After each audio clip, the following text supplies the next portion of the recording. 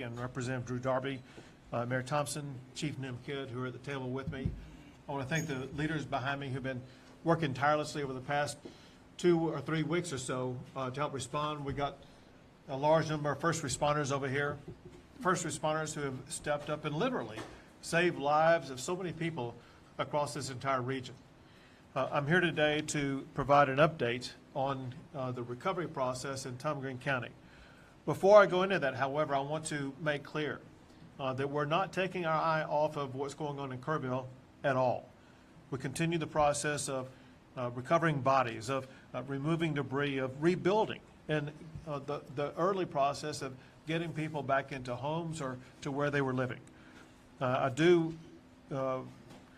need to share with you an updated number, 2 updated numbers. The numbers that I have of those who have lost their lives statewide in this flooding episode in the month of July is now 135. Those who have lost their lives in the Kerrville area because of the floods is now 116. And we will continue the search for everybody in every single region that was affected by these devastating floods. And while Kerrville has drawn a lot of attention, and there's reasons for it, I think it's the largest flood in the history of Texas. And more people lost their lives in Kerrville than those who lost their lives in Hurricane Harvey, just to understand the magnitude of it. But during all of that, we have been focused on what was going on in Tom Green County. And we began working with Tom Green County since at least the day before the storms hit, beginning on July the 3rd. On July the 3rd, the state deployed Texas Task Force 1 boat crews to be here and be available in the event they were needed. And it turned out they were needed.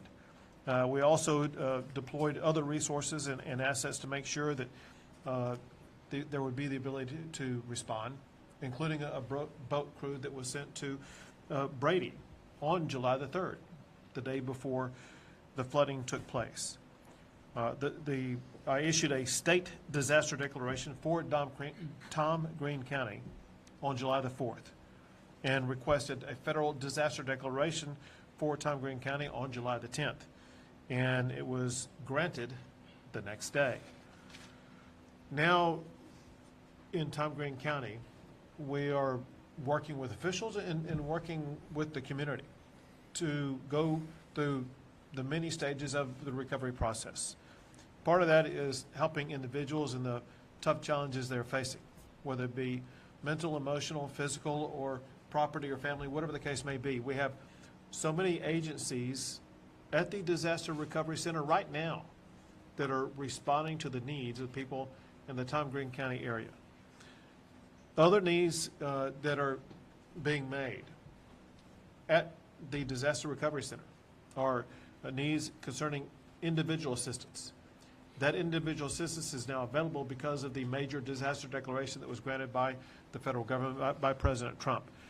Also, public assistance is available for Tom Green County to rebuild the roads and other structures that the county and city are responsible for. I mentioned it at the Disaster Recovery Center. We have today, but we'll have for days on end, more than a dozen state agencies available to help address the needs of the people in this community. Another thing that we're doing is gathering information that helped us understand the way the response was undertaken here. And I got to tell you, we've not seen a better response in the state of Texas. And there are articulated reasons for that. One is there was a great deal of collaboration at all levels, from the very first minute all the way until this moment in time. The response by local officials was extraordinary. We actually, in talking to Chief Nim Kidd, we consider the way that Tom Green County, and I say the county, it obviously involves the city, your mayor, every local official at every level. We consider it to be a model for the way that communities need to respond to disasters like this. And we will talk more about that in the upcoming special session. But in talking to the officials about why they responded the the way they did. They talked about being trained for events like this months in advance, being organized and then executing on what the game plan was, but also maintaining a sense of compassion for the needs of the people of this community. Most importantly, they prioritized saving lives. In any type of disaster, saving lives is the first and foremost thing that everybody should have. And that's exactly what took place here. I've heard so many stories about so many rescues that have taken place. Rescues that literally saved lives. Had it not been for those rescues, dozens of people in this community would have lost their life. And there are others that may not have lost their life, but they were still rescued, and they are now able to move forward because of the fact they were rescued. I had the chance to visit with local residents, and I wanted their input on what they were seeing and experiencing. And some words always came up, and that is that they said in San Angelo, we're one community. We are neighbor helping neighbor, and we share things with each other. And you get a sense of the moral clarity and values of the people in this region that provide a sense of resilience and continuity for such a great community. One person mentioned this is neighbor helping neighbor. Others have talked about enduring relationships, that it's those relationships that help them get through these challenging times. Going forward, the state is going to remain working with Tom Green County until the recovery is complete. I mentioned a special session. As you know, we have a special session beginning on this coming Monday. And we have two leaders with us right now that will be very involved in that special session on ensuring that not just Tom Green County, but that every county across the state is going to be evaluated, and we're going to look for strategies that we can pass laws on that will make preparation for these types of events better, make response to these types of events better, to make sure that we leave this disaster in a way that puts Texas in a better position going forward than we were before this devastating storm hit our state. I know that one thing that I also hear about, that I want to just mention real quick, now that the storm has passed, the needs for housing have surfaced. And we are working at the Disaster Recovery Center on addressing those housing needs. In the meeting that we were at before coming out here, we talked about the pressing need to address housing. So it's one thing that's going to be happening at the DRC here in San Angelo. It's another thing that we will talk about in the course of the special session that's upcoming. We want to make sure that as we go into and come out of that special session, we are striving to address every need of everybody in Tom Green County before that session is over. And now, with that set up, I'm going to toss it to a senator who's going to be very involved in that special session, Senator Perry. Thank you, Governor. And I can't say enough that you came here, and it shows that Tom Green and people in it matter. And it's not true just for Tom Green, that's true for every Texan, and I appreciate your leadership.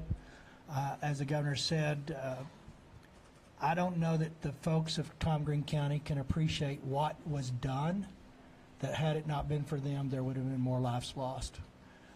And so we're going to start the process this session, this special session. We didn't see this coming on your first call. Unfortunately, God and Mother Nature kind of had a different path, I think, for some of this. But I am confident that we will have a few hearings and figure out where we're at, what can we do better to prevent, what can we do better for mitigation, and that people will leave there hopefully informed, educated, but most importantly, hope. You know, that's the one thing that we can't do as a legislature is put hope in the hearts of the folks that have been impacted at the most deepest levels. But the guy that created the heart can, and I just hope that for those that have that certainty, that I'm thankful for that. For those that don't, I hope they run to that creator and not from that creator in these times that we face across the state. I have all the confidence in the world. The state is big enough to what the governor just said, that not one single person will be left behind when it comes to what they need addressed, and we'll find a way to do it. I wish I had all those answers today, Governor. We could save some special session time. But I trust my 181 colleagues in the House and the Senate. They're engaged. This is a serious issue. We've been here before as a state on some level, and we will come out shining as Texas always does. But I can't say enough about the leadership at the local level that we're having a different conversation today, if not for their efforts, Governor. And I look forward to engaging them into that process to make sure other communities can see a success story and what it looks like. But we're ready to go to work. And I thank you for your leadership and setting this up for us so we can have something to work on. There you go. Thank you. Now, Representative Drew Darby. Thank you, Governor. And again, on behalf of our community, welcome to San Angelo and to the Concho Valley. Your presence here demonstrates the focus of your office and of the state organizations to help this community and this region out in this important time. And your presence is valued, and we want to publicly show you our appreciation for that. NIM Chief Kidd, with Texas Division of Emergency Management, thank you. You have been a presence here often, and that presence is very valued. Sean Baxter, your group that are here with us today are very important. The governor mentioned 12 state agencies. I bet there's a lot more state agencies are involved in the recovery here in this region. I think the governor's proclamation early on has made a difference. I know you have been working with surrounding counties, whether it be Concho County, I think Coke County just recently. Thank you for that. We've got to remember that it's not only San Angelo and Tom Green County, it's the communities and counties around us that are also impacted, and thank you for that. It is difficult when you see the tragedy that occurred in Kerrville area and the loss of life, and there are folks here in this audience that have loved ones that were impacted by that. Our congressman had two daughters that were there at that time. So, this is about, we cannot bring them back. We cannot undo that. But what we can do is learn from it. And I think that is what Senator Perry and I and you, of course, are going to carry into the special session is what can we learn from it? How can we prevent it? There's going to be natural disasters to occur in the future, but how do we prevent this loss of life? And thanks to the men and women behind us and to the first responders for your bravery, for your diligence, for your hard work and dedication to the proposition of saving our community. Thank you for that. And again, thank you all for being here. Thank you very much. Now, Mayor Thompson. First things first, thanks for coming here and seeing us. As a voice of the local people here, I want you to know that from the word go the morning of the 4th, we heard from every one of y'all, all of our first responders. Everybody became a first responder. But what was very impressive along this pattern and path was the communication downhill that said, don't let government get in your way. If you need help, let us know, and whatever you need, just ask. That rolled forward for 7-10 straight days. City, municipal, state, federal people all came lockstep together to create a response where nobody was in the way. There were no egos in the room. It was, we'll do what we need to do to get it done. We developed many private-public partnerships, especially with our nonprofits, to let them manage and execute in areas that they have expertise that maybe city, state, municipal government do not, as far as housing, volunteer management, resource control. And they did an impeccable, outstanding job. Our reaction and response was great. Our recovery is going to be how we're going to be judged. And with the flow of assets coming from, say, Kerrville, this area up here, we have the opportunity to move our recovery from months to weeks. Right. And with y'all's help and the conversations we just had, I've never been as excited or more confident that not only is that our goal and ideal, it's also y'all's too. It's all comes down from state level. Make this happen. Take care of your citizens. We're going to help you with housing. We're going to try to help you navigate a path. Most important thing that everybody said in there was there's lots of things that we need to figure out what those are. Senator Perry, you said let's not have false expectations on what's going to happen, but we're going to execute and try to get everything out to everybody we can as soon as we can. Thank you very much. Thank you very much. Now, Chief Nimkid. Thank you, Governor, and I just want to tell the working media out there, thank you for being here with us and getting this message out, because the first responders of this community absolutely saved lives. The local leadership, from the mayor, the judge, your emergency management coordinator, police and fire chiefs, sheriff, Texas Department of Public Safety, and the game wardens working together as one organization was an amazing feat. If the rest of the state worked like that, I would probably be out of a job. The work that was done here locally is second to none. Then I've got to thank all the volunteers that are out there. We went through houses today where Samaritan's Purse and other volunteers were out there cleaning out the houses, putting the debris in the piles that it needs to be. Very few communities in this state have pre-positioned debris contracts. This one does. They're taking it seriously. Y'all are in good hands. Disasters are going to happen, but leadership like this at the local level will make that recovery so much faster. The volunteers that are out there working right now, if you see one on the street, stop and thank them. They're here for the goodness of good and the hearts and their kindness, and they will help you recover faster than any level of government ever will. So take care of your volunteers that are out here. Glad to be here with you, Governor. Thank you very much. I want to double down on what Chief Kidd said about the volunteers. I had the opportunity to meet with many of them today, but know all that they are doing. And some of them are volunteers with organizations that existed long before this, and some are just volunteering on their own right now. And what these volunteers are doing, both here in this county as well as Kerr County and counties in between, are changing the face of Texas. We would not be able to be where we are or make it through the recovery process the way that we are without the volume of volunteers that we have. And I'll add this. I've never seen such generosity from our fellow Texans in supporting their communities, those in need.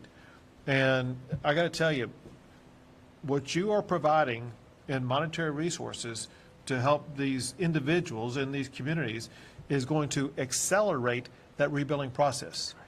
Every donation that's coming in that I'm working on is going to make sure, is going to someone who's going to be having a home rebuilt or an RV trailer restored, whatever the case may be. We want people back in their homes as quickly as possible.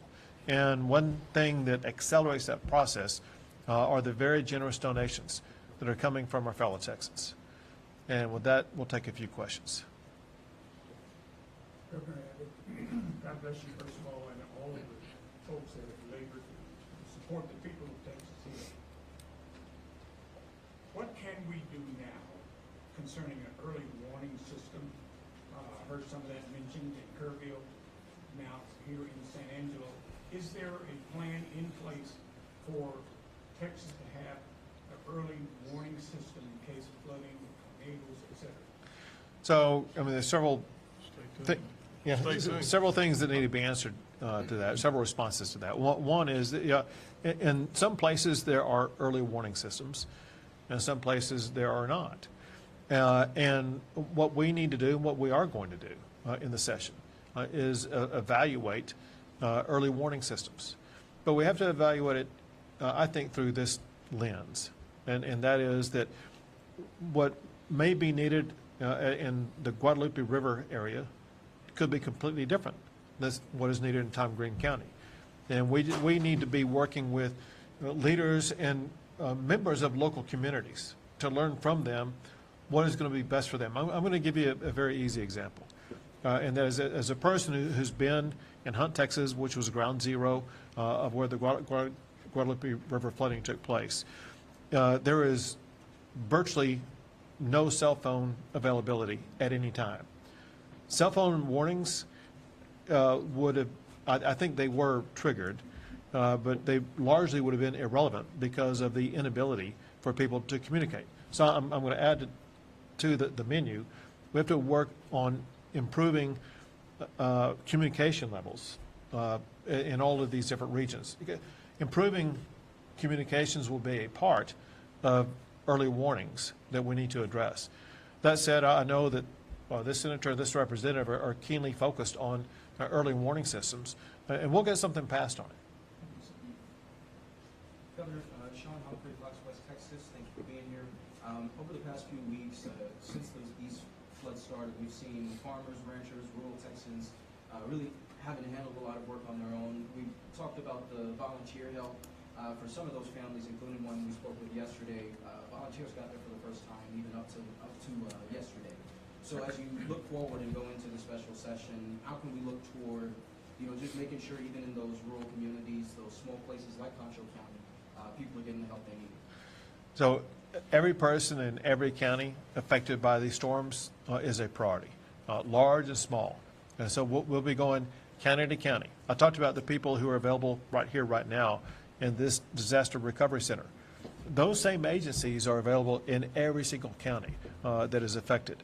We will use those agencies and more, working in collaboration both with federal and local agencies to make sure that the needs of every Texan is going to be addressed. You mentioned agriculture, and there are agricultural agencies in Texas as well as the federal government that will work to address the needs of the farmers and ranchers across our state that grow the food and provide the products that feed the nation. Yeah, go ahead. I had put it out on Facebook, and Texas Department of Agriculture, I can't give you that link right off the top of my head, but go there, and there's about 3 or 4 different categories of disaster relief. I'll give you one that was very pertinent and relevant, was fence building. This is a privately funded bucket of money that Texas Department of Agriculture is responsible for delegating or dispersing it. And I think they're very quick about it. But I can tell you, the agriculture community, the sheep, the cattle, these guys in this area, if they've got fences and downs that came through this flood and stuff, but that is a very helpful resource. And people have, I put that out in one day, and I already had 2 people tell me they were having fence building within a few days. So just tag that Department of Agriculture's resource. It's privately funded from private donations, and I don't know what's in there, but I do know that Commissioner Miller, as well as his assistant Dan Hunter, are keenly aware of trying to get those monies out. So for the agriculture perspective, that's something that's pretty clearly immediate help for the most part. Good information. Thank you. Go ahead. What would the housing assistance possibly look like, and would it help people get out of these possible floodplains? So the guy who knows most about that is Chief Nim Kidd. I'll have him address it. So thank you. Yeah, easy there, Mayor. So, yeah, we've talked about some of the flooded houses that were here and whether they were or were not in a recognized or identified 100-year floodplain. The things that you're going to see in the rebuilding process is people whose homes that have already been cleaned out, that are clear to re-permit or get back in there. That's going to happen relatively quick. There's also been several volunteers and people across the community that have offered apartment complexes and others to get people out of hotels into something a little more suitable and sustainable until their homes are rebuilt. Now, there are federal programs that do get turned on in some disasters. We have not seen all of those longer-term recovery projects programs turned on yet, but we'll continue to work with the federal government once we see the housing inventory needs to make sure that those needs are addressed as soon as possible. Once the federal declaration was declared, how is the Small Business Administration working with businesses that were affected by the flood? We'll have Nim fully answer that. I'll just tell you that at the DRC in San Angelo, SBA is right there. And there was no one in line. I said, you need a longer line here because people need to start signing up, but go ahead. And a great question. Remember, the Small Business Administration, while it sounds like they're for small businesses, they also do home loans as well. So if you need a loan to get your home rebuilt or repaired, please go check out the assets and resources at the SBA. Listen, thank y'all very much. Thank you for getting the word out, but a big thank you to all these first responders, to these leaders behind me, those getting the real results done. Thank y'all very much.